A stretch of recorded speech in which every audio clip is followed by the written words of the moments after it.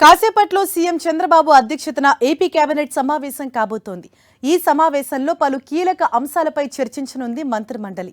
ప్రధాని నరేంద్ర మోదీ ఇచ్చిన పొదుపు పిలుపు, చర్యలపై సీఎం, మంత్రులు ప్రత్యేకంగా చర్చించనున్నారు. అనంతరం దీనిపై అధికారులు, మంత్రులకు సీఎం చంద్రబాబు పలు కీలక సూచనలు చేసే అవకాశం ఉంది. ఏపీలోని ఉద్యోగులకు వర్క్ ఫ్రం హోం అంశంపైన మంత్రిమండలిలో సుదీర్ఘంగా చర్చించనున్నారు. 17వ ఎస్ఐపిబి ఆమోదించిన పలు అంశాలపైన చర్చించి ఆమోదం తెలపనున్నారు. మొత్తం 25 ప్రాజెక్టులకు సంబంధించి 2,01,023 కోట్ల పెట్టుబడులకు కేబినెట్ గ్రీన్ సిగ్నల్ ఇవ్వనుంది. విశాఖలో 1,00,000 కోట్లతో రిలయన్స్ డేటా సెంటర్కు మంత్రిమండలి ఆమోదం తెలపనుంది. సత్యసాయి జిల్లాలో 51,000 కోట్లతో సోలార్ పవర్ ప్లాంట్కు ఆమోదం ఇవ్వనుంది. కడపలో 12,000 కోట్లతో Adani group hydro energy pumped storage ప్రాజెక్టుకు ఆమోదముద్ర వేయనుంది.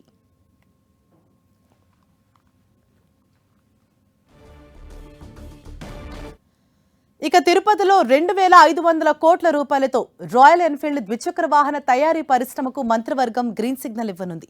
పలు కీలక సంస్థలకు భూ కేటాయింపులకు సంబంధించి సీఎం చంద్రబాబు అధ్యక్షతన మంత్రిమండలి ఆమోదం తెలపనుంది. రైట్, మరింత సమాచారం తెలుసుకుందాం. మా ప్రతినిధి రవిచంద్ మనకు అందుబాటులో ఉన్నారు.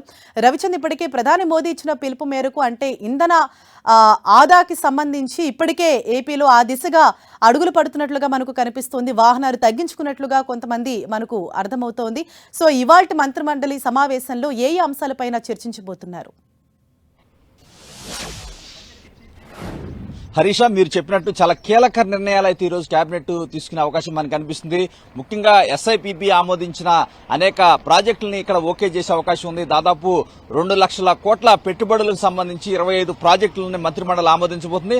అయితే ప్రధానంగా ప్రధాని ఏదైతే పిలిపించారో పొదుపు చర్యలు, దానిలో భాగంగా ఆంధ్రప్రదేశ్ ఏ విధంగా దాన్ని అడాప్ట్ చేసుకోవాలనే అంశానికి సంబంధించి కీలక చర్చలు అయితే జరుగుతున్నాయి. ఇక్కడ ప్రస్తుతం మన ముఖ్యమంత్రి నివాసం బయట ఉన్నాం, క్యాంపు కార్యాలయం దగ్గర. ఇప్పుడే మంత్రులతో లోకేష్ సమావేశం అవుతున్నారు. ఏ విధంగా అంటే ప్రధానమంత్రి కొన్ని సూచనలు చేశారు.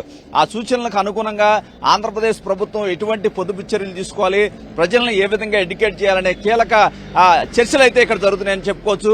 ఏంటంటే దీనిలో భాగంగా ఏదైతే అంత వాహనాల కుదింపు, ముఖ్యంగా ముఖ్యమంత్రి వాహనాలు కుదించాలని నిర్ణయించుకున్నారు. ముఖ్యమంత్రి స్వయంగా ప్రతిపాదన తీసుకొచ్చారు.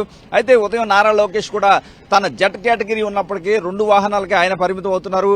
పవన్ కళ్యాణ్ కూడా తన వాహన శ్రేణిని అయితే కుదించుకున్నారు.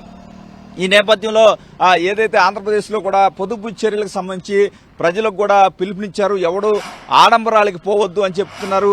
ఏదైతే ప్రధానమంత్రి ఏవైతే చెప్పారో అన్ని అంశాలు, విదేశీ పర్యటనలు కావచ్చు, గోల్డ్ కొనుగోలు కావచ్చు, ఆడంబరంగా వివాహాలు కావచ్చు, ఇవన్నీ కూడా కొంత సమయం పాటించాల్సిన అవసరం ఉంది. ఎందుకంటే దేశ ఆర్థిక పరిస్థితి కావచ్చు, ప్రధానమంత్రి సూచనకు అనుగుణంగా మనం కూడా ఉండాల్సిన అవసరం ఉందంటున్నారు.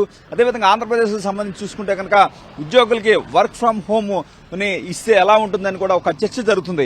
ఎందుకంటే ఉద్యోగుల్లో ఎంతమందికి ఆ అవకాశం కల్పించవచ్చు, ఫిజికల్ గా హాజరయ్యి ఉద్యోగం చేయాల్సిన అవసరం ఎట్టి పరిస్థితుల్లో కొంతమందికి ఉంటుంది.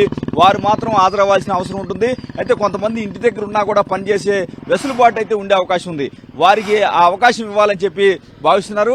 ఈ నేపథ్యంలో కేబినెట్ లో అనేక అంశాలు చర్చకు వచ్చే అవకాశం ఉంది. అయితే ముందుగా నారా లోకేష్ ఏదైతే కేబినెట్ సమావేశానికి ముందు తన నివాసంలో టీడీపీకి సంబంధించిన మంత్రులతో రెగ్యులర్ గా బ్రేక్ఫాస్ట్ మీటింగ్ పెట్టే అవకాశం ఉంది. ఎందుకంటే దీనిలో కూడా సుదీర్ఘంగా చర్చిస్తారు.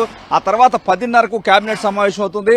ఇక్కడ తీసుకున్న ఏదైతే కొన్ని ఆలోచనలు కావచ్చు అక్కడ కేబినెట్ లో కూడా చర్చించే అవకాశం ఉంది. అక్కడ పవన్ కళ్యాణ్ కావచ్చు, చంద్రబాబు కావచ్చు, వీరంతా పెద్దలంతా చర్చించి ఏ విధంగా ఆంధ్రప్రదేశ్ ప్రధానమంత్రి చెప్పిన విధంగా ఏ విధంగా ఫాలో అవ్వాలి అనేది ఒక రూట్ మ్యాప్ అయితే ఇచ్చే అవకాశం ఉంది. ఇప్పటికే అందరూ కూడా ఎక్కడ చూసినా కూడా పొదుపు చర్యలు అయితే ఆంధ్రప్రదేశ్ ప్రభుత్వం పాటిస్తుందని చెప్పుకోవచ్చు. ముఖ్యమంత్రి కాన్వాయ్కి సంబంధించి నిన్న కీలక నిర్ణయం తీసుకున్నారు. నారా లోకేష్ కూడా ఉదయమే చెప్పడం జరిగింది. పవన్ కళ్యాణ్ కూడా రాత్రే ప్రకటించారు. ఇప్పుడైతే చంద్రబాబు నివాసం వద్దకు వస్తున్న మంత్రులు కూడా తన వాహన శ్రేణిని కుదించుకొని రావడం మనం గమనించాం. ఈ విధంగా పలు కీలక నిర్ణయాలకు ఈ రోజు కేబినెట్ వేదిక కాబోతుంది. హరీష. Right, thank you Ravichand.